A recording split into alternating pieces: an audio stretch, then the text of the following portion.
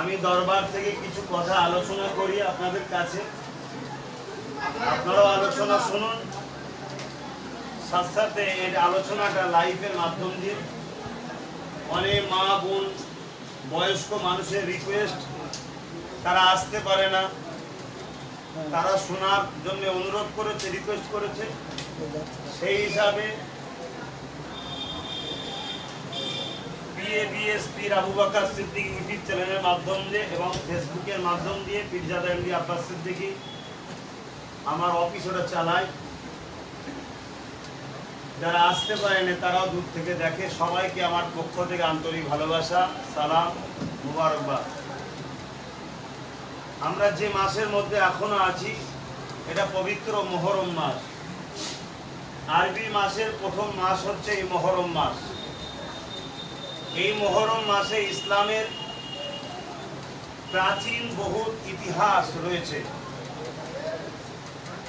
যেটা এখন বিস্তারিত বলতে গেলে অনেকটা সময় লাগবে। তবে এই মুহররম মাসে আরেকটা শিক্ষা রয়েছে, যেটা আল্লাহর নবী প্রাণ প্রিয় নওয়াসা হযরত ইমামে হোসাইন রাহমাহুল্লাহ তিনি শিক্ষা দিয়েছেন। যে শিক্ষাটা বিশ্বের মানুষের কাছে রেখে গেছেন, উম্মতে মুহাম্মাদি হিসাবে আমি মনে করি একজন ভালো মানুষ হওয়ার জন্য যদি ইমামে হোসাইন হুজুরের জীবনীটা পড়ি যথেষ্ট। তিনি জীবনে যা কিছু করেছে কোরআন ও নানা রেখে যাওয়া সুন্নাতের উপরে চলেছে। এই মুহররম মাসে যে দিনটা চলে গেল আশুরা 10 তারিখে, এই ইমামে হোসাইন হুজুরের একটা স্মৃতি জড়িয়ে আছে। যেই স্মৃতিটা অনেক বড়, ওনার জীবনী কাহিনী অনেক বড়। আমি যে বিষয়টা আজকে বলতে চাইছি সে বিষয়টা হলো ইমামে হোসাইন হুজুর দয়াল নবী জানিয়েছেন প্রত্যেকটা জান্নাতি যুবকদের সর্দার হবে। এটা আমরা মানি, আমরা বিশ্বাস করি। আমাদের ঈমান, আমাদের আকীদা এবং ইমামে হোসাইনকে আমরা আমাদের নেতা হিসাবেও মানি, ঠিক না বেটি? ইমামে হোসাইন হুজুর তিনি যখন জান্নাতি সমস্ত যুবকদের সর্দার হবে, অপরদিকে দয়াল নবী আবার বলছে জান্নাতে কোনো যুবক ছাড়া অন্য কেউ প্রবেশ করবে না। তার মানে জান্নাতে যারাই হবে তাদেরকে আল্লাহ যুবক বয়স, যেটা এই বয়সী করে পাঠাবে। অর্থাৎ যদি কেউ বুড়ো বয়সেও মারা যায়, যখন সে জান্নাতি হবে তার বয়সটা একটা তরুণ যুবকের বয়সের ন্যায় আল্লাহ করে দেবে। এই জায়গায় আল্লাহু আলাম, আল্লাহ ভালো জানেন, ইনশাআল্লাহ প্রত্যেকটা জান্নাতীদেরই সর্দার ইমামে হোসাইন হবে। বলুন আলহামদুলিল্লাহ। এর জন্য আমরা খুশি, গর্বিত। আমার রাসূলের কাঁধে যে চড়েছিল হোসাইন, আমার রাসূলের পিঠে যে চেপেছিলেন হোসাইন, আমার রাসূলের জিভ মুবারককে চুষে পানির পিপাসা যে হোসাইনের মিটেছিল, সেই ইমামে হোসাইন হুজুর কিন্তু আমাদের ঘরে এই মাসে কিছু শিক্ষা দিয়ে গেছে। সেই শিক্ষাটা কারবালার ইতিহাসটাকে যদি আমরা দেখি তাহলে আমরা উপলব্ধি করতে পারবো। অ্যাকচুয়ালি ইমামে হোসাইন হুজুর আর এজিদ, এনাদের দুজনের মধ্যে যে লড়াইটা, এই লড়াইটাকে কিছু মানুষ মনে করে এটা একটা গদির লড়াই, এটা একটা পজিশনের লড়াই, এটা একটা অধিকারের লড়াই, নিজের দুনিয়াবি কোনো পথ পাওয়ার লড়াই। যারা এটা মনে করে অবশ্যই তারা গোমরা, জাহান্নামী, কোনো সন্দেহ নেই। এই লড়াইটা ছিল হক না হকের লড়াই, এই লড়াইটা ছিল সত্য মিথ্যার লড়াই, এই লড়াইটা ছিল একদিকে ইনসাফ আর একদিকে বেইনসাফ, একদিকে জালিম আর একদিকে জালিমদের ঘরে, মজলুমদের ঘরে উদ্ধারকারী, একদিকে সত্য আর একদিকে মিথ্যা। আশা রাখছি ইমামে হোসাইন হুজুর ছিলেন আপনাদের সবার অন্তরে আছে, যেটা আমাকে আর খুলে বলতে হবে না। অবশ্যই তিনি ন্যায়ের পক্ষে ছিলেন, সত্যের পক্ষে ছিলেন, ইনসাফের পক্ষে ছিলেন, অসহায়ের পক্ষে ছিলেন, সত্যর পক্ষে ছিলেন। তাই এজিদ তৎকালীন সময়ে রাজ ক্ষমতা নিয়ে ইসলামের বিরোধী কাজ করেছিল, গরিব মানুষদেরকে জুলুম করেছিল, নিরীহ মানুষের উপর অত্যাচার করেছিল, নারীদের বেইজ্জতি করেছিল, শরাবের প্রচলন চালু করেছিল। ইমামে হোসাইন হুজুরকে এজিদ কিন্তু অফার দিয়েছিল যে ইমামে হোসাইন, তুমি আমার কাছে চলে আসো, আমার কথা মেনে নাও, আমি তোমাকে কয়েকটা জায়গা দিচ্ছি, সেগুলো তুমি রাজত্ব করো, আমরা মিলেমিশে থাকি। ইমামে হোসাইন কি বলেছিলেন যে তোমার হাতে বায়াত হওয়া বা তোমাকে মেনে নেওয়া বা তোমাকে রাষ্ট্রনায়ক বলে মেনে নেওয়া আমার কোনো আপত্তি ছিল না, কেন আমার গদির লোক নেই, আমার রাজত্বের লোক নেই, আমি নেতা হবে এ লোক নয়।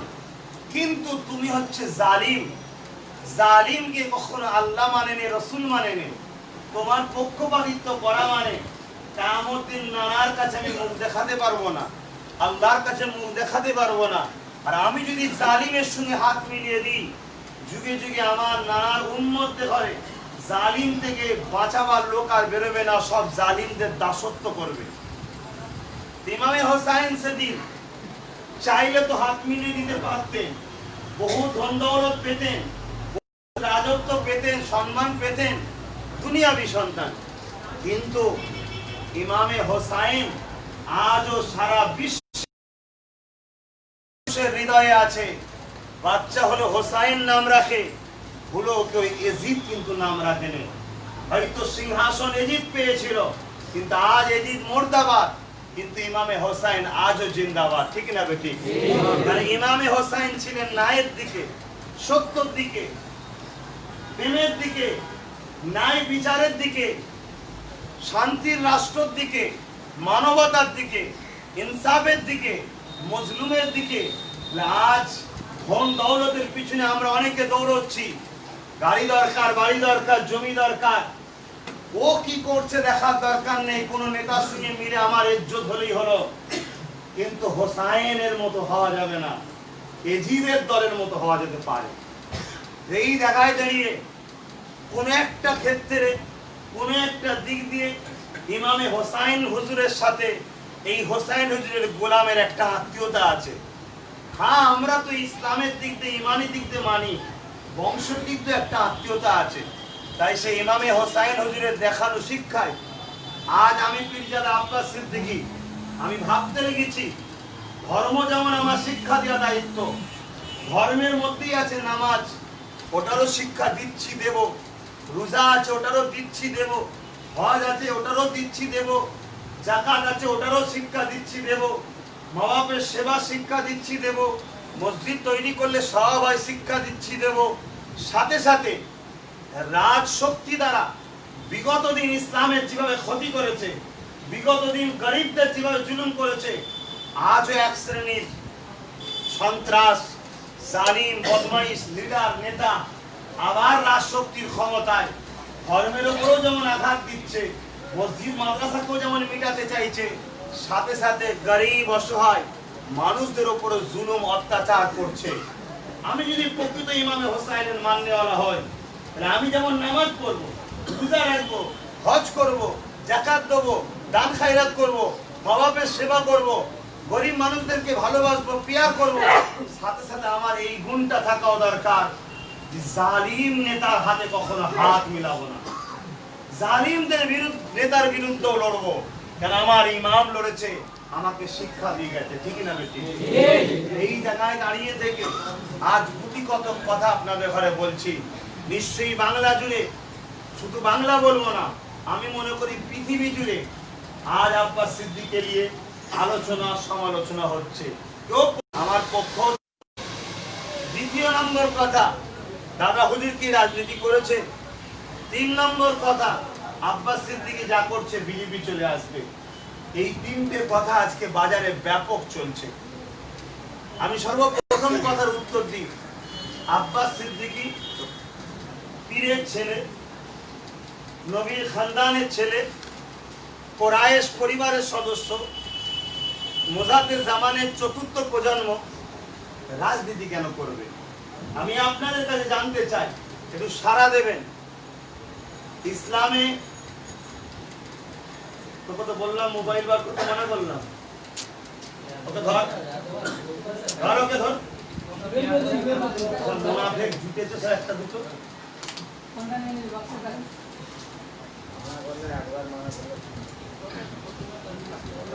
তাহলে আজকে আমি যেটা জিজ্ঞেস করছি, ইসলাম কমপ্লিট,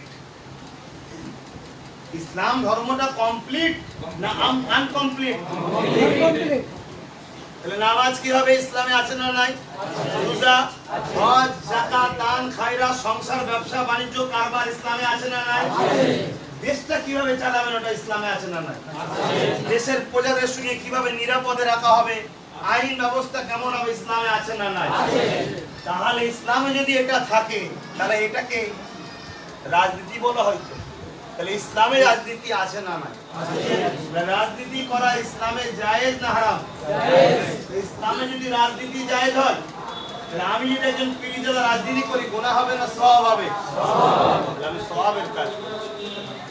রাজনীতি মানে কি? দেশ সেবা ও দেশবাসীর সেবা, দেশ সেবা ও দেশবাসীর সেবা। ইতিহাস পড়ুন, ওমর ফারুক হুজুর যখন রাজত্ব করেছিলেন তখন ইহুদি খ্রিস্টানও সে দেশে ছিল, মুশরিকেরা ছিল, বিভিন্ন ধর্মের মানুষ ছিল, সবাইকে সমানভাবে ইমামে হযরতে ওমর ফারুক পরিচালনা করেছিলেন। ধর্মের জায়গায় থাকবে। আমি একজন রাষ্ট্রনায়ক, আমার রাজ্যের প্রত্যেকটা প্রজা নিরাপদে কি করে থাকবে, এইকে বলা হয় রাজনীতি। কি করে মুক্ত বলা হয় রাজনীতি। তাহলে এটা ইসলামে আছে না নাই? যদি থাকে তাহলে আমার জন্য করা হালাল না হারাম? হালাল। আমি তাই করব। দ্বিতীয় নম্বর কথা, দাদা হুজুর 5 হুজুর করেছে কি? তর্কের খাতিরে ধরছি করেনি, তর্কের খাতিরে ধরছি করেনি। দাদা হুজুর 5 হুজুর করতে কি হারাম বলেছে? না। বলুন হারাম বলেছে? না। কারণ ইসলাম যেটাকে জায়েজ বলবে দাদা হুজুর সেটাকে হারাম বলবে, এটা কখনো কারো ব্রেনে আসতে পারে না। আর দাদা হুজুর একজন মুজাদ্দিদ, কোরআনের ভাষায় উলিল আমর। এবারে প্রশ্ন হতে পারে তিনি কি করেছেন? ভাই তিনার পিরিয়ডে আমি জন্ম নিইনি, তিনার পিরিয়ডে আমি জন্ম নিইনি, অতএব তিনার জীবনী পড়া দরকার। তিনার অনেক জীবনী আমার কাছে আছে, ইংলিশে, বাংলাতে, উর্দুতে, অনেক জীবনীতে আমি দেখেছি দেশ ও দেশবাসীর স্বার্থে,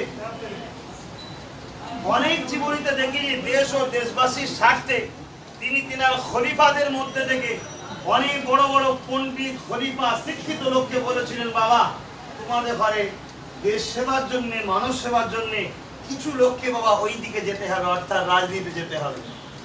শুনছেন ভাই? দ্বিতীয় নম্বর কথা, এটা আমি পড়েছি তাই বলছি, কারণ সেই পিরিয়ডে আমি জন্ম নিইনি, আমি কি করে জানবো? কিন্তু যদি কেউ বলে এটা ভুল, তাহলে তিনাকে বই দেখাতে হবে, কারণ তিনিও সেই পিরিয়ডে জন্ম নেয়নি। কথা বুঝে আসছে?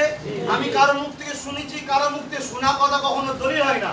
তোমাকে দেখাতে হবে প্রমাণ, কিতাবে দেখাও, জীবনীতে দেখাও, ইতিহাসে দেখাও, ঠিক না বেটি? দ্বিতীয় নম্বর কথা, পশ্চিমবাংলা সরকারের 9ম ক্লাসের হাই মাদ্রাসা ইসলাম পরিচয় বলে একটা বই আছে, ঘরে যাবেন যাদের আছে আপনাদের বাচ্চারা হাই মাদ্রাসায় পড়ে, 9ম ক্লাসে ইসলাম পরিচয় বলে একটা বই আছে। ওই বইয়ের 47-48 পৃষ্ঠায় বর্তমান টিএমসি সরকারের পশ্চিমবাংলার বই, সেই সরকারের নেতৃত্বে যে বই বেরিয়েছে সেই বইতে লেখা আছে দাদা হুজুর রাজনীতি করতেন এবং উলামাদের ঘরে রাজনীতি করার জন্য উৎসাহিত করতেন এবং রাজনীতি করাকে আবশ্যক বলেছেন। কথা বোঝা আসছে? আমি বললাম, কে বলেছে? পশ্চিমবাংলা সরকারের ছাপা বই। যদি আব্বাস সিদ্দিকী এই বইটা পড়ে বলা যায় যে আব্বাস সিদ্দিকী দাদা হুজুরকে অপমান করে, সিলসিলার ক্ষতি করে থাকে, সেই সকল মুজাদ্দিদ জামানের দরদীদের কাছে আমার প্রশ্ন, এই বইয়ের বিরোধী করে পশ্চিমবাংলা সরকারের বিরোধী এখনো করছেন না কেন? ও আমি কিছু দিতে পারিনি তাই তাই কি আমার বিরোধী করা হচ্ছে? ভুল হোক ঠিক হোক যাই হোক পেয়ে গেলেই চুপ হয়ে যাবো? যদি প্রকৃত দাদা হুজুরের হয়ে লড়াই করতে হয়, তাহলে যে বইটা ডাক্তার আব্দুল্লাহ লিখেছে, বাংলাদেশের পিএইচডি একজন, যে বইটা বাহাউদ্দিন লিখেছে, যুগ পুরুষ আবু বকর, ওই বইগুলোকে বিরুদ্ধে, ওদের বিরুদ্ধে মানহানি মামলা করা হোক। কেন লিখলো তারা বইতে দাদা হুজুর 44টা প্রার্থী দিয়েছিল? কেন লিখলো তারা? লিখেছে বলে তাকে আমি পড়েছি তাই বলেছি। কথা মাথায় ঢুকছে না, ঢোকে না? এবারে যদি কেউ বলেন দাদা হুজুরকে নিয়ে রাজনীতি করতে দেবো না, আমি দাদা হুজুরকে নিয়ে রাজনীতি করিনি, দাদা হুজুরের অনুসারী ভক্ত মুরিদদেরকে বুঝাচ্ছি এটা হারাম নয় রে, এই জন্য বুঝাতে চেয়েছি। রাজনীতি হয় মানব সেবা নিয়ে, দাদা হুজুরকে নিয়ে নয়। রাজনীতি হয় দেশ সেবা নিয়ে, দাদা হুজুরকে নিয়ে নয়। রাজনীতি হয় মানুষের চাকরি, শিক্ষা, বাসস্থান, কর্ম নিয়ে, দাদা হুজুরকে নিয়ে নয়। কেউ করতে পারে মন্দির নিয়ে, গির্জা নিয়ে, মেজো হুজুরের তাবিলে রাজনীতি করেছে, করতে পারে। কেউ ফুলপুরার রেল দেখিয়ে রাজনীতি করেছে, করতে পারে। কিন্তু আমি রাজনীতি করতে এসেছি সংবিধানকে বাঁচাতে, দেশকে বাঁচাতে, দেশের গণতন্ত্রকে বাঁচাতে, ধর্ম নিরপেক্ষকে বাঁচাতে। আমি রাজনীতি করতে এসেছি সৃষ্টিকর্তা সৃষ্টির সেবা করতে। হতে পারে সে মুসলমান, হতে পারে সে দলিত, হতে পারে সে আদিবাসী, হতে পারে যে কোনো ধর্মের, সৃষ্টির কর্তার সৃষ্টির সেবা করার জন্য রাজনীতি করতে এসেছি। রাজনীতির শব্দের মানেই তো এটা, দেশ ও দেশবাসীর সেবা করা। অতএব আমি আপনাদের কাছে আবার বলছি, আমাকে ভুল বুঝবেন না, আমি দাদা হুজুরের নিয়ে রাজনীতি করতে আসিনি। তিনি আমার ইমাম, তিনি আর আমার, তেনার চোখ পায়ের চোখের ধুলো আমার চোখে সুরমা হোক, তিনি আমার সম্মানের মানুষ। তিনার ওসিলায় তো বাংলার মানুষ আমায় ভালোবাসে, তিনার ওসিলায় তো বাংলার মানুষ আমায় চেনে। আজ ওই আবু বকর সিদ্দিকের মাজারকে যখন ভাঙা হবে, তখন কে সামনে এসে দাঁড়াবে? কে সামনে আসবে? 50,000 পুলিশ নিয়ে এসে যখন র্যাপ নামিয়ে আপনার সামনে ভাঙবে, আপনি রুখতে পারবেন? রুখতে গেলে যাদের হাতে পাওয়ার আছে, রাজনীতির পাওয়ার, এই রাজ শক্তি দিয়ে যখন ভাঙতে আছে, রাজ শক্তি দিয়ে বাঁচাতে হবে। আপনার এমএলএ কই? আপনার নেতা কই? আপনার এমপি কই? আজকে ইউপিতে যদি মুসলমানরা রাজনীতির দল ব্যক্তিগত করত, আজ বাবরি মসজিদকে কেউ শহীদ করতে পারত? আজকে ইউপির মুসলমানরা ওই সেকুলারের নামে কিছু মুশরিক, মুনাফিক, গাদ্দারদের পা চেটে বেরিয়েছিল। আজকে এই পা চেটে বেড়ানোর জন্য, নিজেদের ঐক্য, একতা, নিজেদের দল না থাকার জন্য আজকে দেখা গেল সেখানে বাবরি মসজিদকে শহীদ করে দিল। আজ যারা নেতা সেজে বসে আছে, ঠান্ডা করে বসে মিষ্টি খেয়ে নিল। কালকে চুচুড়ার মসজিদে তালা মারা ছিল, টিএমসি সরকার তালা মেরেছিল। চুচুড়ার মাসে তালা মেরেছিল টিএমসি সরকার। আমি সংগঠনের পক্ষ থেকে আন্দোলন করে খুলেছিলাম, এই আব্বাস সিদ্দিকী খুলেছিল, আজও খোলা আছে। তাহলে কালকে ওই চুচুড়ার মসজিদ মাদ্রাসা করে একবার তালা মেরে চোখে ভাঙার চেষ্টা করবে না? কয়েক হাজার কোটি টাকার প্রপার্টি ওটা। ওই মসজিদ মাদ্রাসাকে বাঁচাবার জন্য আমার এমএলএ কই? আমার মন্ত্রী কই? রাস্তায় নেমে আন্দোলন করে কখনো সমস্যা সমাধান হয়নি। যেখানে আইন তৈরি হয় সেই জায়গাতে আপনার লোক কই? সেই জায়গায় আপনার শিক্ষার জন্য, আপনার চাকরির জন্য, আপনার স্বাস্থ্যের জন্য, আপনার কর্মের জন্য, আপনার ধর্মীয় স্বাধীনতার জন্য সেখানে বলার লোক কই? তাহলে সেই জায়গায় আমি আব্বাস সিদ্দিকী ভেবেছি আমি একটা রাজনীতির দল তৈরি করে সেই দলে ভালো উপযুক্ত শিক্ষক, ভালো উপযুক্ত মাস্টার, ভালো উপযুক্ত ইঞ্জিনিয়ার, ডাক্তার, উকিলদের করে দাঁড় করাবো। শুধু মুসলিম নয়, হিন্দু, আদিবাসী, দলিত সমস্ত সম্প্রদায়ের মানুষ আমার রাজনীতির দলে থাকবে। তাদেরকে আমি পরিচালনা করব। আমি কোন জায়গায় দাঁড়াবো না, আমি হুজুরের জায়গায় এখানেই থাকবো। এই নেতৃত্ব দিবার অধিকার আমাকে ইসলাম দিয়েছে না দেয়নি? আমার দাদা হুজুরকে এই কাজ করতে আমাকে হারাম বলে গেছে? এবারে যদি আবার বলেন 5 হুজুর করেন, 5 হুজুর করেন, 5 হুজুরের বেলায় এনআরসি ছিল, 5 হুজুরের বেলায় এমপিআর ছিল, 5 হুজুরের বেলায় সিএবি ছিল, দলিত আদিবাসীদের ঘরে। অ্যাকচুয়ালি এই নাগরিকত্ব গরিবদের ঘরে মারার একটা প্ল্যান তখন কি ছিল? তাই তিনারা করার প্রয়োজন হয়নি। কিন্তু তিনার খলিফাদের মধ্যে, তিনার মুরিদদের মধ্যে রাজনীতি করতো না? যদি রাজনীতি করতো, তারা যখন এসে হুজুরের পাশে বসতো, হুজুর কি বলেছিল? বাবা তুমি চলে যাও, তুমি রাজনীতি করো, বলেছিল? দোয়া চাইতে আসতো, দোয়া করতো, পাশে বসতে দিত। সবার জন্য যদি দোয়া করতে পারো হুজুর, তাহলে আমি যদি আমার দাদা হুজুরের মুরিদদের মধ্যে থেকে এবং আমার হিন্দু, দলিত, আদিবাসী ভাইদের মধ্যে থেকে ভালো ভালো লোককে বেঁচে তাদেরকে দাঁড় করিয়ে তাদের ঘরে দুয়ারে করে তাদের মাথায় হাত দিয়ে আমার সংগঠন, এই সংগঠনের আজকের দিনে আমি অঙ্ক বলবো না, এতটুকু বলে যাই, লক্ষ লক্ষ লক্ষ লক্ষ মেম্বার আছে, তাদের মা বা ভাই বোন আমার ভালোবাসার মানুষ আছে, আমার ফুরপুরা শরীফের এলাকার মানুষ। ইতিপূর্বে কখনো এতটা তারা কারোর জন্য রাস্তায় নামে না, যেটা আমার জন্য তারা রাস্তায় নামছে, আমার পাশে দাঁড়াচ্ছে। কথা বুঝে আসছে? এই সকল মানুষকে বলে আমি ওই লোকগুলোকে জিতিয়ে বিধানসভায় পাঠিয়ে আগামী দিন লোকসভায় পাঠিয়ে ওদের ঘরে ওখানে লড়াই করিয়ে গরিব মারার যে আইন তৈরি হচ্ছে, মানুষকে যে লুটা হচ্ছে, মানুষের উপর যে জুলুম করা হচ্ছে, কৃষক আত্মহত্যা করছে, দিন মজুরি লেবার জুট মিলের কর্মচারীরা আজকে খেতে পাচ্ছে না, রেল বন্ধ হয়ে গেছে, রেল কর্মচারীরা খেতে পাচ্ছে না। এই যে ভারতবাসীকে গণহত্যার একটা ষড়যন্ত্র হয়েছে, এই ভারতবাসীকে বাঁচাবার জন্য, আল্লাহর সৃষ্টিকে বাঁচাবার জন্য আমি কি ভালো লোকের সাপোর্ট করতে পারি না? এইটা করাতে আমার অপরাধ কোথায় হচ্ছে? যদি আমার কথা আপনাদের কারো মনোগত হয়, আমি আপনাদেরকে বলবো, আপনারা গ্রামে যাবেন, নিজ নিজ বাড়িতে 10 জন করে লোককে বুঝাবেন, 10 জন মানুষকে ভোটার তৈরি করুন। আর যদি কেউ বলেন যে সব ঠিক আছে, কিছু লোক আমাদের বলে বোম দেখাচ্ছে, বন্দুক দেখাচ্ছে, দেখিয়ে বলছে ভোট দিতে দেব না, আমি আপনাদেরকে অনুরোধ করি, ভোট দিতে বলেছে দেশ, ভোট দিতে বলেছে কে? দেশ। সংবিধান, আপনার ভোট আপনি দেবেন, কাকে দেবেন? আপনার পছন্দের মানুষ, আপনার নেতা, আপনার প্রিয় পছন্দের লোক। যদি আপনাকে কেউ বলে ভোট দিতে দেবো না, তাহলে ভোট দিতে বলেছে দেশ, আর দিতে দেবো না বললো সে। দেশ আগে না সে আগে? দেশের বিরোধী যে কথা বলবে সে দেশপ্রেমী না দেশদ্রোহী? আপনি যদি দেশপ্রেমী হন, দেশদ্রোহীকে দেশে বাঁচার অধিকার আছে? তাহলে ওর বিরুদ্ধে আইনত ব্যবস্থা করুন। প্রশাসন যদি ব্যবস্থা না নেয়, তাহলে দেশের স্বার্থে আমাদের গণতান্ত্রিক ভাবে ওর বিরুদ্ধে লড়তে হবে। আর সেই লড়াইটা আপনারা দলবদ্ধ হয়ে করুন, ভেতরে ভেতরে ভেতরে ভেতরে সব ঠিক হন, এক ইউনিট তৈরি করুন।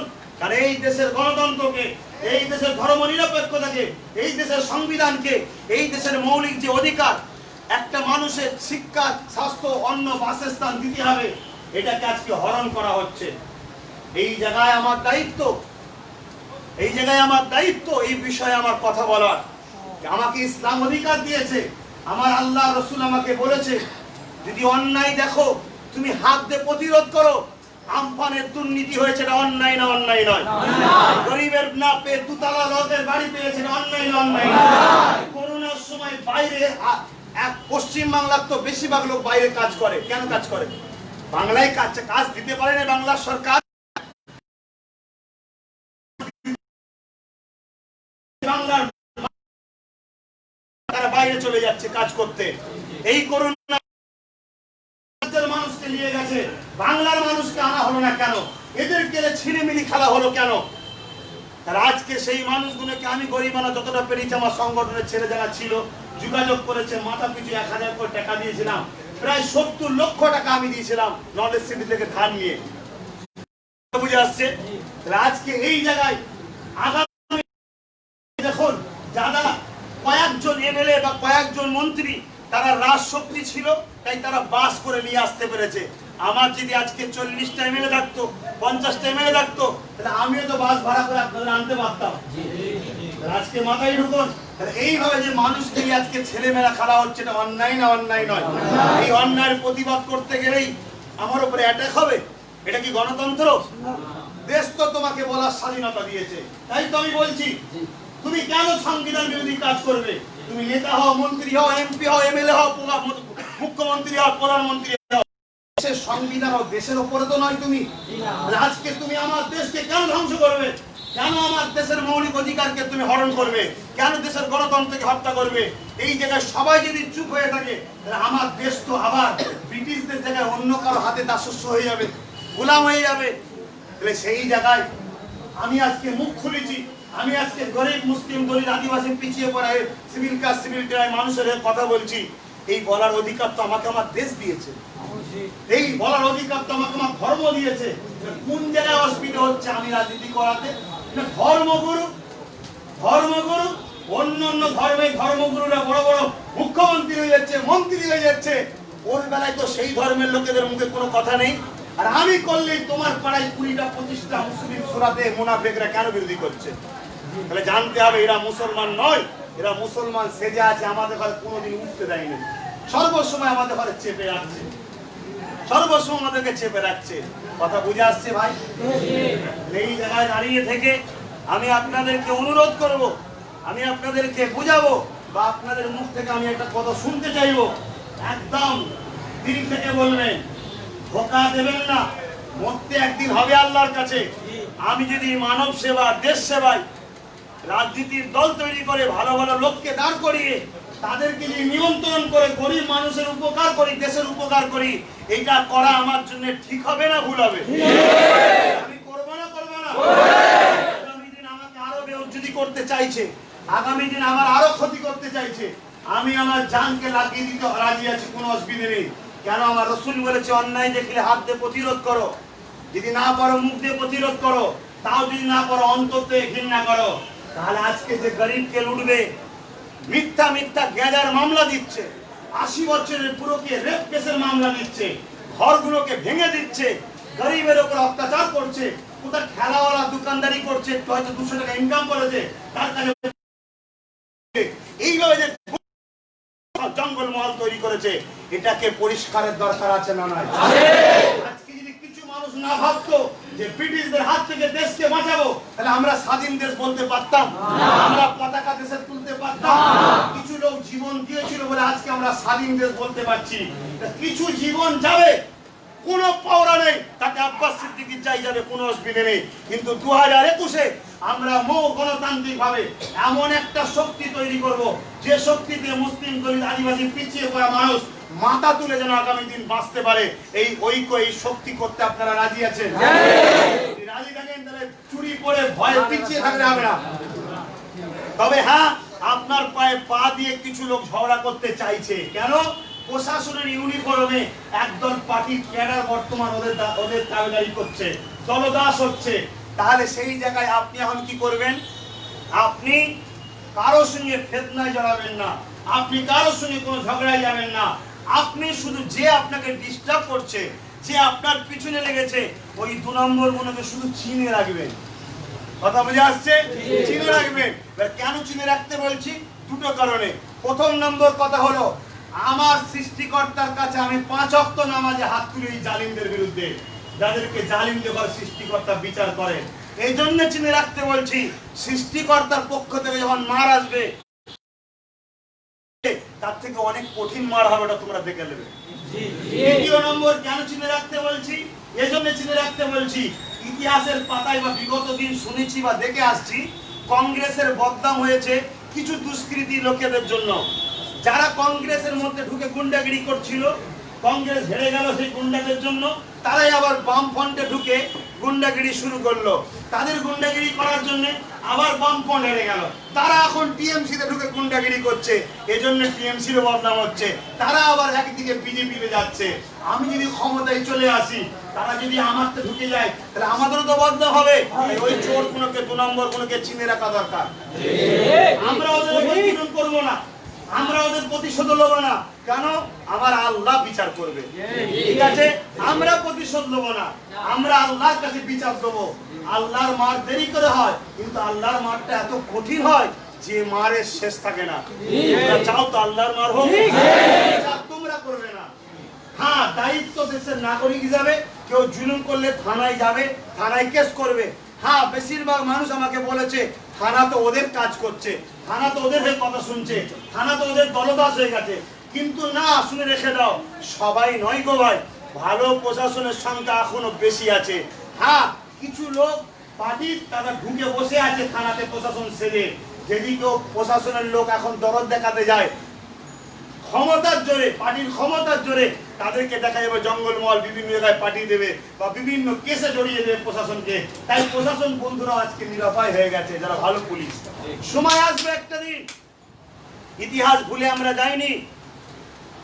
হিটলার শেষ হয়ে গেছে, মুসলিম শেষ হয়ে গেছে, যত জালিম ছিল একটা দিন সব শেষ হয়েছে। এই জালিমও একটা দিন ধ্বংস হবে। আমি আপনাকে বলতে চাই, আমি অন্যায় করলাম, এর জন্য আমি দোষী। আপনি যদি আমাকে অন্যায় করার জন্য ক্ষমতায় বসান, আপনি কি দোষী নয়? অন্যায় করার, অন্যায়কে সাপোর্ট করা একই না আলাদা?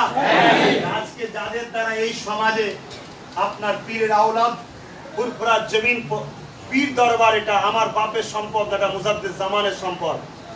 উত্তরসূরি হিসাবে আমার আব্বা দাদু পেয়েছিল, দাদুর থেকে আমার আব্বা পেয়েছিল, তারপর আমি পেয়েছি। কিন্তু এই পরিবারটা কার? মুজাদ্দেদ জামানের পরিবার। এই পরিবারে পুলিশ পাঠিয়ে যারা অপমান করেছে, এদেরকে 2021-এ জবাব দিতে হবে না? হবে না?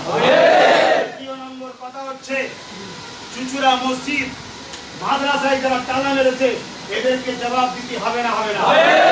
যারা আমাদের গরিব মা বোন দিতে হবে না? নামে যারা আমাদের অধিকারকে কেড়ে নিতে চাইছে, তাদেরও জবাব দিতে হবে না? হবে না? কোনো অন্যায়ের সঙ্গে আপোষ নয়। সর্বসময় আমরা ন্যায়ের দিকে, সত্যের দিকে থাকবো। 73 বছর ধরে একটা কথাই শুনে আসছি, বিজেপি চলে আসবে, বিজেপি চলে আসবে, বিজেপি চলে আসবে। আজকে আব্বাস সিদ্দিকী যখন দল করতে শুরু করেছে, আবার বলছে বিজেপি চলে আসবে। আমি জানতে চাই আপনাদের কাছে, এটা বলে দোয়া করে দেবো, বলুন বিজেপি চলে আসবে না চলে এসেছে?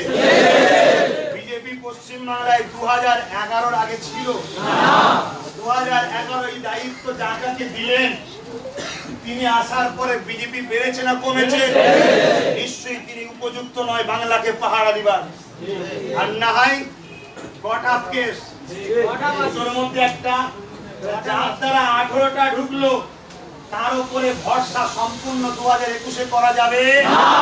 তাই তো আমি তিনাকে বলেছিলাম যে তোমার সঙ্গে বন্ধুত্ব করতে চাই, আপনার সঙ্গে 44টা আমাকে ছেড়ে দেন। আমি বারবার কিন্তু এই দিদিমণির সঙ্গে বন্ধুত্বের হাত বেরিয়েছিলাম, কিন্তু দিদিমণির পুষা গুন্ডা, দিদিমণির পুষা হারমাত কিছু, তারা কিন্তু আমার সঙ্গে দুশ্মনী করলো। ঠিক না বেটি? আমি সব জায়গায় বলেছিলাম যে বিজেপিকে রোকার জন্য আপনার সঙ্গে আমি হাত মিলাবো, 44টা ছেড়ে দেন। কেন 44টা চেয়েছিলাম? যে আপনার ভরসায় দরজা খুলে শুয়েছিলাম, আর আপনি 18টা ঢুকিয়ে দিয়েছেন। হয় পাহারা দিতে পারেননি, আর নাই গটা কেস করেছেন। আগামী দিন 2021-এ সবটা যদি আপনাকে দিয়ে দিই, দিল্লিতে যেমন সবাই মিলে কেজরিওয়ালকে দিয়ে দাঙ্গা হয়ে কোটি কোটি মা বোনের ইজ্জত আবরু চলে গেল, লাখ লাখ দোকান পুড়ে শেষ হয়ে গেল, এইভাবে যদি 2021-এ আপনাকে সব দিয়ে দিই, আর আপনি যদি গটাপ কেস করে ফেলেন, তাহলে আমরা মার খেয়ে মরে যাবো। তাহলে আমার মায়ের ইজ্জত বাঁচাবার দায়িত্ব আমাকে তো নিতে হবে। আমার বোনের ইজ্জত, তাহলে আপনার বোনের ইজ্জত আপনি বাঁচাবার দায়িত্ব নেবেন না? তাই 44টা চেয়েছিলাম। কেন? যে আপনাকে যেমন সব দিয়েছিলাম, সব দেবো না, 44-এর খিলটা ভেতর থেকে এবার দিয়ে শোবো। খুলতে গেলে আওয়াজ হবে, জেগে যাবো, ইনশাল্লাহ লড়াইটা হবে। মরলো কমসে কম লড়াই করে মরবো। কথা বাজে আসছে? এটা কি আমি দিদিমণির সঙ্গে খারাপ করেছিলাম? আজকে এই জাঙ্গিপাড়া আমার থানা, এই থানায় ধরুন আমি সিট দিলাম, দিদিমণি সিট দিল না। আর একটু খুলে বলছি, ধরুন হুগলি জেলায় 14টা সিট আছে, 14টার মধ্যে আমি 4টেই সিট দিলাম। ওই 4টেই আমি বলেছিলাম দিদিমণি আপনি সিট দেবেন না, বাকি 10টাতে আপনি সিট দিন। ওই 10টাতে আমি যে প্রচার করব, মুসলিম দলিত আদিবাসী ভাইদের কাছে বলবো, ভাই ভোট ভাগ করো না, দিদিমণিকে জিতাও। কেন? বিজেপিকে রুখতে হবে। তাহলে এইটা বিজেপি যদি রুকারই চিন্তা দিদিমণি হতো, যে বিজেপির দোষ আমার ঘাড়ে দিচ্ছে, এর থেকে সুন্দর পন্থার কিছু আছে ভাই? আমি বলেছিলাম দক্ষিণ 24 পরগনায় 33টা সিট আছে, আমি বলেছিলাম 8টা সিট আমায় দেন, বাকি 25টা আপনি নেন। ওই 25টাতে আমি সিট দেবো না, ওই 25টাতে যে আমার সংগঠনের ছেলে সহ, আমার দাদা হুজুরের মুরিদ সহ, আমার আদিবাসী ভাই, দলিত ভাই, হিন্দু ভাই, আমি প্রচার করব যে ভোটটা ভাগ করে নি, এই 25 জায়গায় দিদিকে ভোট দাও, আর ওই 8টা জায়গায় তোমরা আমাকে ভোট দাও। তাহলে আমরা ভালো হতো না? আমি দক্ষিণ উত্তর 24 পরগনায় 35টা কম বেশি সিট আছে, সেখানে বলেছিলাম 8টা দিতে, বাকি 26টা দিদিমণি আপনি নেন। 26 জায়গায় আমি সিট দেবো না, আপনি দেন।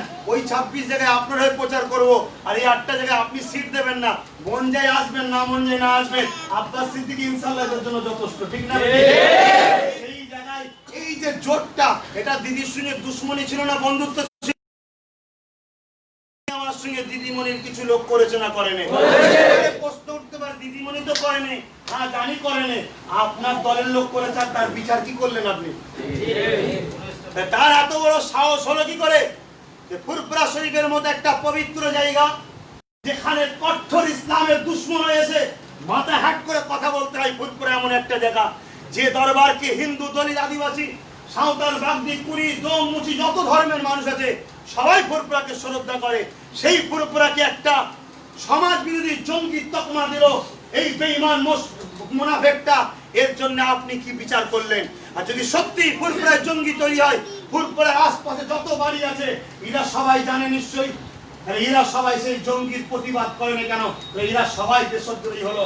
আমি একা দেশদ্রোহী নয়, টোটাল ফুরফুরার পীর সাহেবরা সন্ত্রাসকে সাপোর্ট করেছে, এরা সবাই দেশদ্রোহী। তাহলে আজকে টোটাল পীর সাহেব যখন দেশদ্রোহী যখন বললো, তাহলে টোটাল মুসলিম জাহান, পশ্চিম বাংলার সমস্ত মুসলমান এই জায়গায় সবাই আসছে। জাহান নয়, এই শুধু মুসলমান পশ্চিম বাংলার নয়, এই থেকে আগা পশ্চিম বাংলায় যে মুজাদ্দেদ জামান দাদা হুজুর রহমাতুল্লাহ আলাইহির জন্য ফুরফুরা, সে দাদা হুজুর পীর কেবলা হলেন নবীর খানদানের সন্তান। তাহলে ইসলামের উপরে টোটাল অ্যাটাক করা হলো।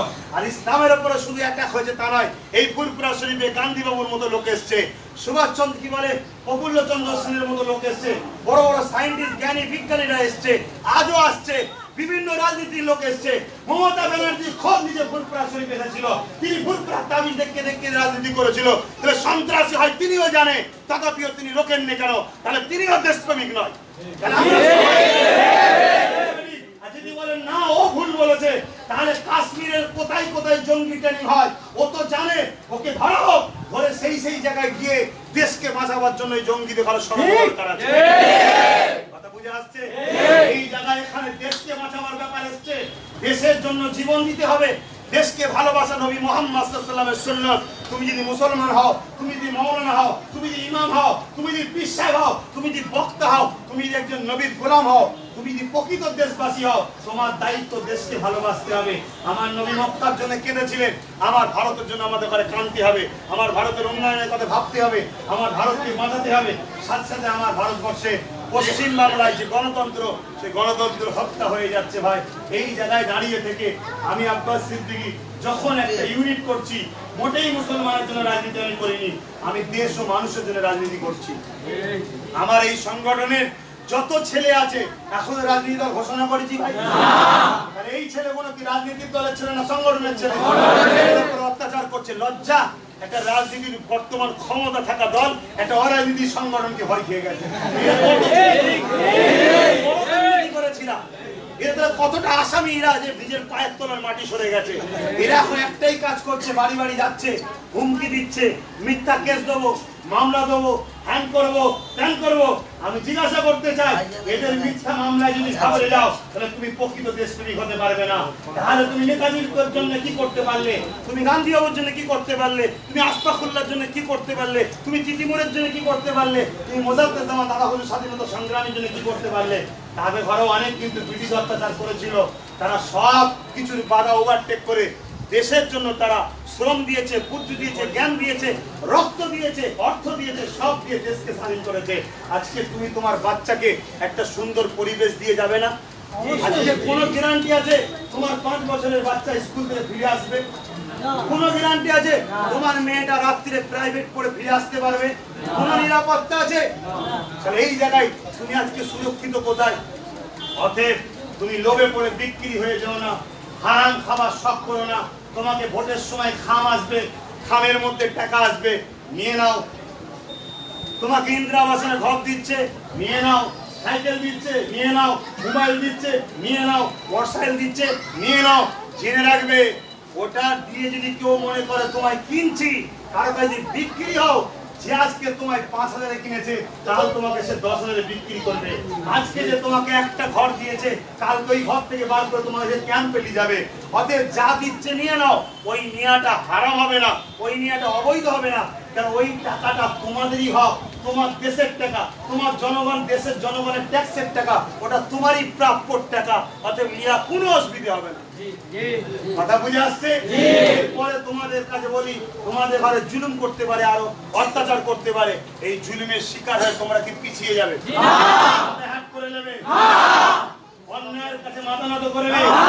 ইমামে হোসাইন গর্দান কেটে দিয়েছে, অন্যায়ের কাছে মাথা নত করে নে। চোখের সামনে বাচ্চা বাচ্চা আলী আসগার শহীদ হয়ে গেছে, এই মুহররমের চাঁদে ভুলে যেও না। তাদেরও মা ছিল, তাদেরও সংসার ছিল, তাদেরও জীবন ছিল। তারা তো দুনিয়া থেকে জান্নাতের সার্টিফিকেট পেয়েছে। তারা জোজাহানের বাদশার নাতি ছিল। কথা বুঝে আসছে? তারপরেও তারা অন্যায়ের কাছে মাথা নত করে দেয়নি। আজ তোমরা অন্যায়ের কাছে যদি মাথা নত করে দাও, তাহলে তোমাদের আখিরাত বরবাদ হয়ে যাবে এবং তোমাদের পরে জেনারেশন ছোট ছোট বাচ্চা তারা কৃতদাস হয়ে যাবে, গোলাম হয়ে যাবে, তাদের বাঁচার কোনো অধিকার থাকবে না। তাহলে শেষ পুত্র চলে আসছি, যে আব্বাস সিদ্দিকী যা করছে বিজেপি চলে আসবে। এখন আমি বলতে চাইছি ভাই, আমার কিছু লোক বলছে আমি বিজেপি থেকে টাকা নিয়েছি। কথা বুঝছেন না? বলুন না, প্রচুর টাকা নিয়েছি। কারো ভাগ লাগবে? যদি ভাগ লাগে বলো দেবো। কথা বুঝে আসছে? ওদের টাকা তো কামড়াচ্ছে বিজেপি, দিবার জন্য লোক খুঁজে পায় না, আব্বাস সিদ্দিকীকে দিয়েছে। ও আর লোক খুঁজে পায় না, আমায় দিয়েছে। কথা বুঝে আসছে? দ্বিতীয় নম্বর কথা, আমার কিছু লোক বলছে আব্বাস সিদ্দিকী যা করছে বিজেপির সুবিধা করে দিচ্ছে। কেন রে বাবা? না, আব্বাস সিদ্দিকী যা করছে ভোট ভাগ হয়ে যাবে। তাহলে আমার ভোট আছে না নাই? আমার যদি ভোট থাকতে পারে, আমার ভোটটা তোকে দেবো না। তাহলে তুই আমার ভোট ভাগ করছিস, ঠিক না? আমার যেখানে ভোট আছে, তোর যদি ভোট থাকতে পারে তুই রাজনীতি করতে পারিস। আমার ভোট আছে, আমি রাজনীতি করবো না। কেন? তোর বেলায় বিজেপি আসবে না, আমার বেলায় বিজেপি আসবে না? মাথা মাথায় ঢুকছে? দ্বিতীয় নম্বর কথা হলো, বিজেপি কি মুসলমানের দুশ্মন? যদি কেউ মনে করে মুসলমানেরই দুশ্মন, তাহলে বিজেপি কে রুকার জন্য দিদিকে দায়িত্ব দেবো। তার মানে ও মুসলমান নাকি? কি বলে, বামফ্রন্টকে দায়িত্ব দেবো মানে ও মুসলমান নাকি? কংগ্রেসকে দায়িত্ব দেবো মানে? আমার দুশ্মনকে রুকার জন্য এমন লোককে দায়িত্ব দিচ্ছি। কথা বুঝে আসছে? আমি রুকবো, কিন্তু আমি যতটুকু জানি বাম, কংগ্রেস, বিজেপি, টিএমসি কেউ আমাদের বন্ধু না, আর কেউ আমাদের দুশ্মন না। এরা সব রাজনীতি করছে। রাজনীতির জন্য বলতে হয় মুসলিম মারবো, রাজনীতির জন্য বলতে হয় মসজিদ ভাঙবো, মাদ্রাসা ভাঙবো। কেন? দেখছে এটা করলে ও খুশি হবে, ওকে খুশি করি। কথা মাথায় ঢুকছে? আর কেউ আমাদের বন্ধুও নয়, আর কেউ নিজের ব্যক্তিগত স্বার্থে আমাদের দুশ্মনও নয়। সবটাই হলো রাজনীতি। কি রাজনীতি? রাজনীতিতে যখন সে আমার দুশ্মন মনে হচ্ছে, তাহলে তাকে রুকা আমার দরকার। কিন্তু আমি দেখছি বিজেপি ক্ষতি করেছে অন্য সম্পদের মানুষের।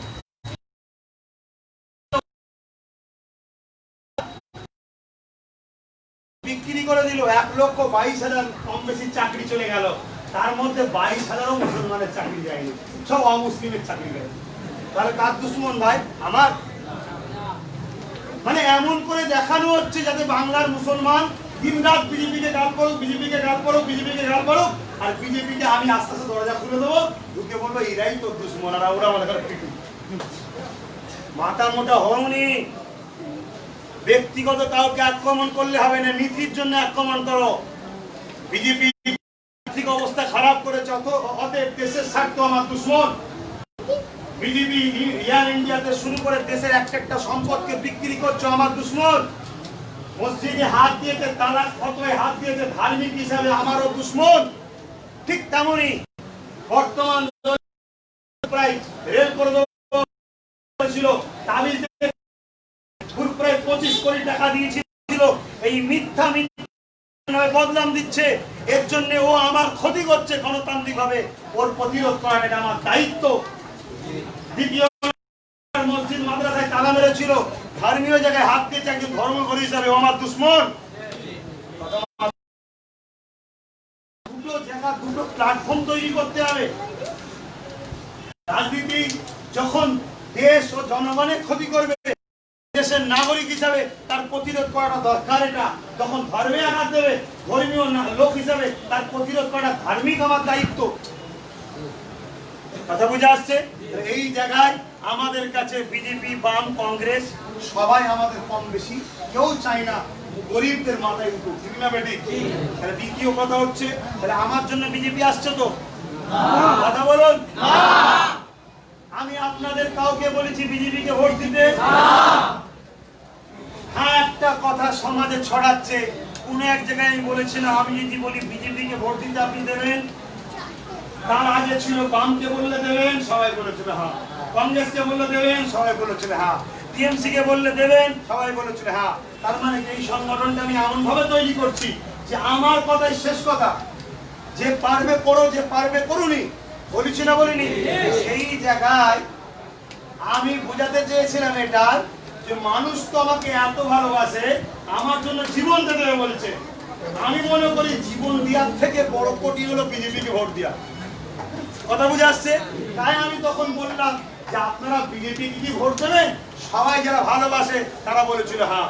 এখন এখানে যারা আমার জন্য জান দিতে পারবেন, আমি যদি আপনাদের ঘরে বলি বিজেপি কে ভোট দিতে, তাহলে তো উচিত বলবে আপনি যদি বলেন দেবো, ঠিক না? তো মহব্বত, সেই মহব্বতের পরীক্ষার জন্য কিন্তু আমি কখনো তোমাদেরকে বলেছি বিজেপি কে ভোট দিতে? সেইটাকে ছড়াচ্ছে বোকা বানাবার জন্য। হ্যাঁ, যেদিন আমি আপনাকে বলবো বিজেপি কে ভোট দিতে, সেদিন ভাববেন আব্বাস সিদ্দিকী বলছে বিজেপি কে সাপোর্ট করেছে। তার আগে যদি বলা হয় এটা মূর্খ ছাড়া অন্য কিছু না, ঠিক না বেটি? আজকে পশ্চিমবাংলায় বিজেপি চলে আসবে না চলে এসেছে ভাই? আমি এনেছি? কে এনেছে? যে এনেছে সে খুশি নয়? পঞ্চায়েত ভোটের কথা মনে আছে? বিরোধী শূন্যর নামে, অর্থাৎ টিএমসি যত বিরোধী তত করে মুছে দেবো। টিএমসির বিরোধী দেখা গেল বাম, কংগ্রেস, বিজেপি, তিনটে দল আছে। ও বাবা, দেখছি বাম কংগ্রেসকে পিটছে আর বিজেপি কে চুপ করে রেখে দিয়েছে নমিনেশন জমাতে। তার মানে বিজেপি তাহলে বিরোধী নয়? কার বিরোধী নয়? টিএমসি। তারা নমিনেশন জমা দিল আর বাম কংগ্রেসকে পিটতে লাগলো। আমি যদি আপনাকে পিটি, আপনি আমার দড়িতে আসবেন? এমন মার মারছি, ঘর ভেঙে দিচ্ছি, মার্ডার করে দিচ্ছি, লাস্টে যান বাঁচাবার জন্য দলে দলে বাম কংগ্রেসরা বিজেপিতে ভোট দিল। এক কথা বুঝছেন? 2019-এ 18টা পেয়ে গেল, 2021-এ ভাঙনের কথা বলছি। প্রকাশ্য বলছে টিএমসি ওই এলাকার নেতারা, টিএমসি যদি নাও করি বিজেপি।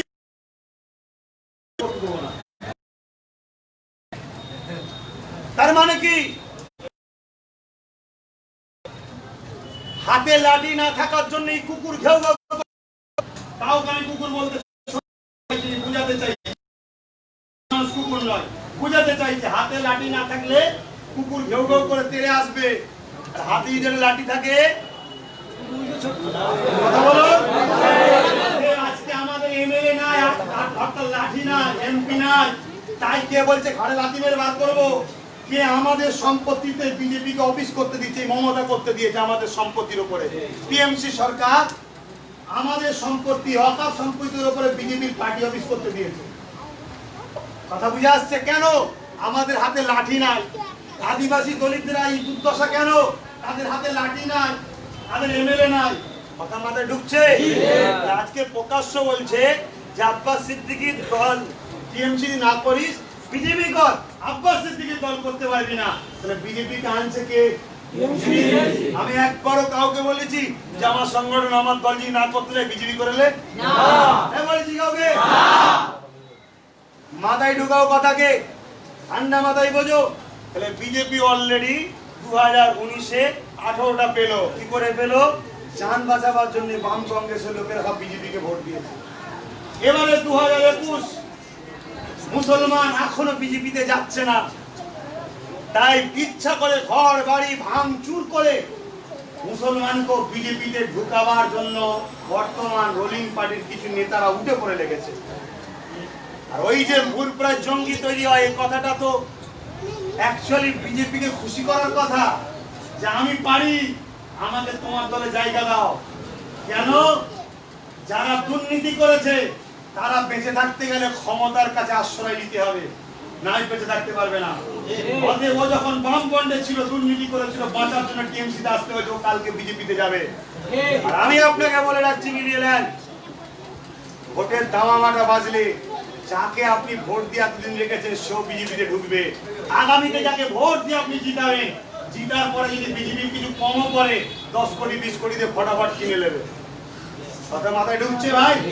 এই জায়গায় আমার জান, আমার বাচ্চার জান, আমার মায়ের জান, আমার ইজ্জত, আমার দলিত আদিবাসী বাংলার মানুষ, আমি যাদেরকে ভালোবাসি, যারা আমাকে ভালোবাসে, আমার ভালোবাসার মানুষের বাঁচাবার জন্য আমাকে আমার মতো ভাবতে হবে না হবে না কে আসছে কে যাচ্ছে এটা কার হাতে আছে? আপনারা আল্লাহ ছাড়া কাউকে ভয় করেন না, আপনারা আল্লাহ ছাড়া কারো উপরে ভরসা করেন না। নিজের অধিকার নিজেকে নিতে হবে, নিজের অধিকার নিজেকে নিতে হবে। তাহলে বিজেপি আমার জন্য এসেছে তো? কথা বলুন। যারা আমাকে দোষারোপ করছে সত্যবাদী না মিথ্যাবাদী?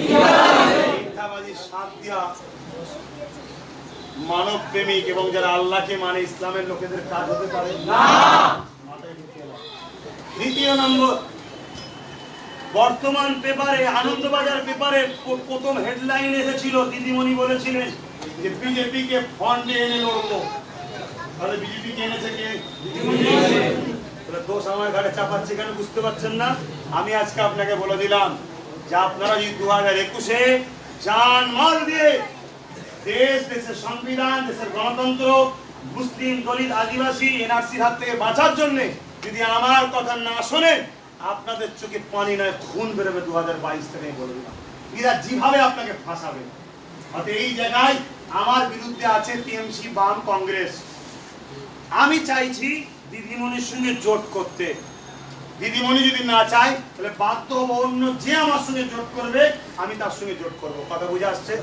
কারণ আমাকে, আমার মা বোন, বাপ ভাই, আমার দলিত, আদিবাসী, গরিব মানুষকে বাঁচাবার জন্য আমাকে আমার মতো ভাবতে হবে। আপনাদের কারো কোনো প্রশ্ন আছে? জিজ্ঞেস করে কিছু থাকে বলুন।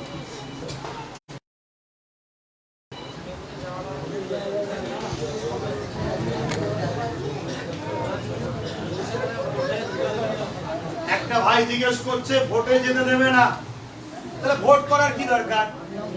এত হাজার হাজার কোটি টাকা খরচ হবে, এত মানুষের জীবন চলে যাবে, এটা রাজনীতি হচ্ছে?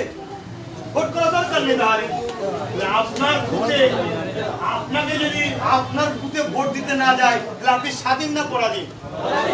ওই জীবন বেঁচে থাকার থেকে মরে যাওয়া আমি মনে করি। অতএব আমার ভোট আমি দেবো। আমার ভোট যে রুখবে সে দেশদ্রোহী। আর দেশদ্রোহী যদি ভারতবর্ষের সংখ্যা বেড়ে যায়, দেশদ্রোহীরা যদি দেশ চালায়, তাহলে এই দেশকে খুব শিগগিরই আবার বিক্রি করতে হবে। কথা বুঝে আসছে? তাতে জীবন যাকে জীবনও দিতে হবে, দিয়ে আমার ভোট আমাকে দেবে। যদি পারেন আগে আসুন, না চুরি করে ঘরে বসতে থাকুন।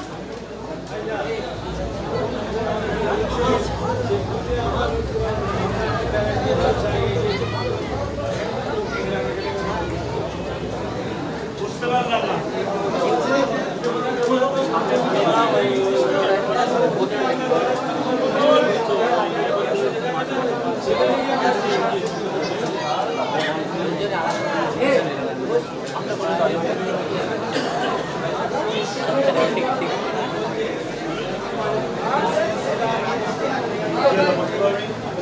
বসেন দাদা।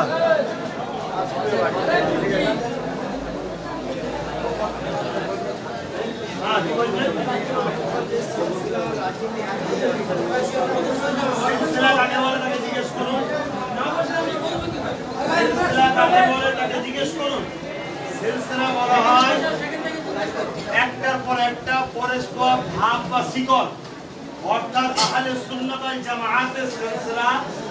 19-20 শতাব্দীর ইমাম মুজাদ্দিদ জামানারা হুজুর পীর কেবলা, এটা হলো সিলসিলা। আর রাজনীতি এটা হলো ধর্মের একটা পার্ট, ধর্মের বাইরে তো রাজনীতি নয়। রাজনীতি ছাড়া মুসলমান হতে পারে না, রাজনীতি ছাড়া ইসলাম কমপ্লিট হতে পারে না। অতএব ওটা একটা পার্ট, অতএব রাজনীতি করতেই হবে। এবারে ডাইরেক্ট নিজে দাঁড়িয়ে বা সব পরামর্শ দিয়ে বা লিডার তৈরি করে সব ভালো লোককে ভোট দিয়ে দেশকে চালাবার জন্য রাজনীতির পাঠ আনতেই হবে।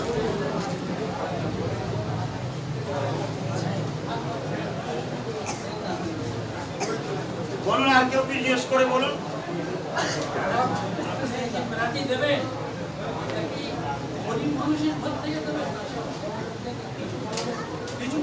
আমার কাছে প্রার্থী ধন দৌলতের ব্যাপার নাই। কেন? আমি ভোট কিনতে পারবো না, আমি ভোট কিনে রাজনীতি করতে আসিনি। যারা ভোট কিনে রাজনীতি করে তারা আমফানের 20,000 ছেড়ে দিয়েছে। কেন? তারা খরচ করেছে, টাকা তুলবে না। আর তোমরাও সেই সময় পয়সা দিয়ে ভোট দেখানে আফসোস করলে হবে? সে 50 কোটি টাকা খরচ করেছে, 2 কোটি টাকা খরচ করেছে, তাকে সে তুলবে করলে হবে না। অতএব ভোটের সময় আমি কাউকে টাকা দিতে পারবো না, আর জিতার পরে আমার এমএলএ নেতৃত্ব কারোর টাকা ঝেড়েও নেবে না। সেই জায়গায় বড় লোক গরিব বলে ব্যাপার নয়, ভালো এডুকেটেড হতে হবে, ভদ্র হতে হবে, চরিত্রবান হতে হবে, দেশপ্রেমিক হতে হবে, তারাই আমার সঙ্গে আমার রাজনৈতিক দলের লিডার হবে।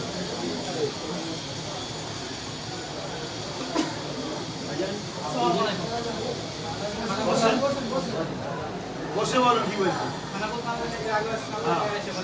ছোট করে বলুন প্রশ্নটা কি?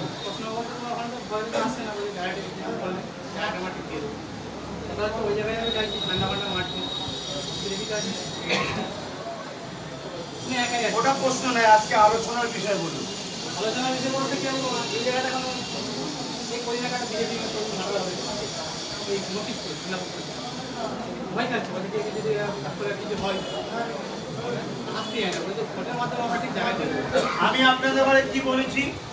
সংগঠন করছেন, সংগঠন করুন, যে যার বুথে কাজ করুন, মানুষ সেবা করুন, অসহায় মানুষের পাশে দাঁড়ান, ব্লাড অর্পণ শিবির করুন একটা অঞ্চলে, কেন আমার দেশের রক্তের খুব অভাব এখন। অতএব গুন্ডা দুষ্কৃতি বদমাইশরা আমাদের তো মেরে মেরে রক্ত ঝরিয়ে দিচ্ছে, সেই জায়গায় রক্ত দেশবাসীর সেবায় দিন। কথা বুঝে আসছে?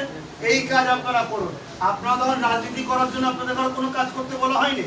ফুটপাশে আহলে সুন্নাত ওয়াল জামাতের রাজনীতি দল নয়, কিন্তু এই সংগঠনের প্রত্যেকটা ছেলে ভোট দেবে। কাকে ভোট দেবে?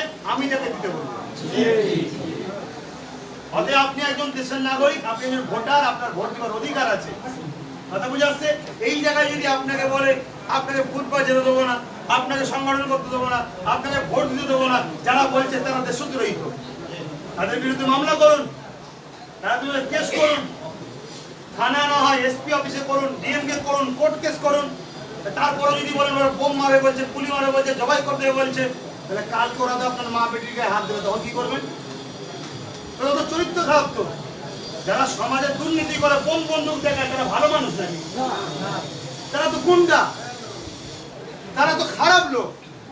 অতএব তোমার পাড়ায় যদি 10টা লোক এই মস্তানি হয়, বাকি পাড়ার লোক যদি 10টা মস্তানকে খুনি না দৃঢ় ও আইনত ভাবে, তাহলে তো ক্ষতি হয়ে যাবে। কথা বুঝে আসছে ভাই? আমি যেটা বোঝাবার আমি সেটা বুঝিয়ে দিয়েছি। আপনাদের কাজ, আমাকে যদি পছন্দ করেন, বামফ্রন্টের যে গুন্ডাগুলো রাষ্ট্রের বামফ্রন্ট বদনাম হলো কেন? এইসব চোরগুলো ছিল বলে তো, তারাই তো আজকাল লাল টিএমসি হয়ে গেছে।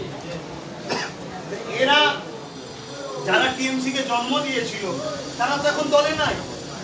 সেই মানুষগুলো চেষ্টা করলে আর একবার লড়াই করে এই গুন্ডাগুলোকে হারাতে পারবে। দেশের স্বার্থে, দেশের সংবিধানের স্বার্থে, গণতন্ত্রের স্বার্থে করতে হবে তো।